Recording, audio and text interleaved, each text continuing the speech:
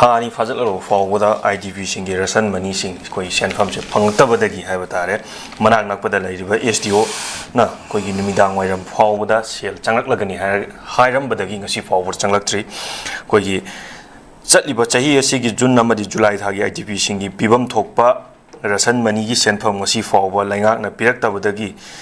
koi gi hingnaba hotnabada waraba IDP singna makoina lairiba relief game gi amari DC office singda thomjinduna thagi pifam thokpa rasan mani pibiro haina khongjang sangchilakpada adubu masigi thajaba pirakpadagi akoi tumina lairubani adubu numidang wairamda sel asi changlak-lagani haina lairambadu changlaktabadagi Bishnupur district ki IDP singna shutdown lauthok khogi lauthokhibaga adu yaithok khren su haibiri dang masida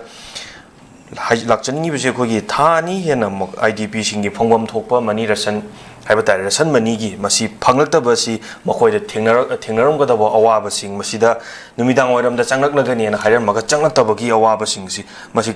kayam makoida awaba se feel tawrongani amadi makogi awaba sida kari da makta tha amani dum sot laga lairibano pibam thopududi adum matam chana pibiba yada bra makoi se mayu makai chaaga lanjenaraga lairibani adubu marak sida makoi pibam thobu da sum jil tawraga pi da bi thamba se masada gi khogi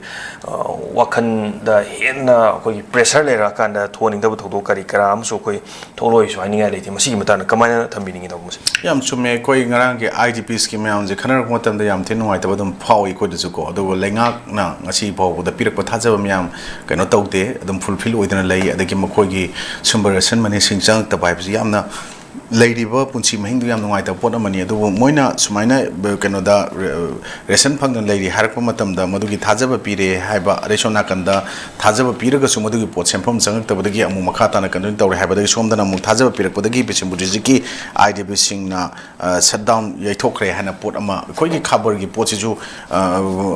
mamai ani longbo nai koigi adum pau singse nakan ani haitare summasu yaba landu yaba na phom man mukak yawe aduna sigi potsing sine koi pau si am chamam nali adu anyway sigi potsi da oi tar ga su koina mapung phana madugi pota IDP singi oina thabak thorom pangkhapangam da pangthopangam da haibase concern authorities sing lenga ki ason bani aduna masigi potsi di athu matam da madu thabak to onthopira kanda masigi phangbom thokpo sing si phangan biuduna miobagi punsi khong gi magi right ching mayam ama adum violate to khonggaw no ga leibuga chapmana na leiraba masagi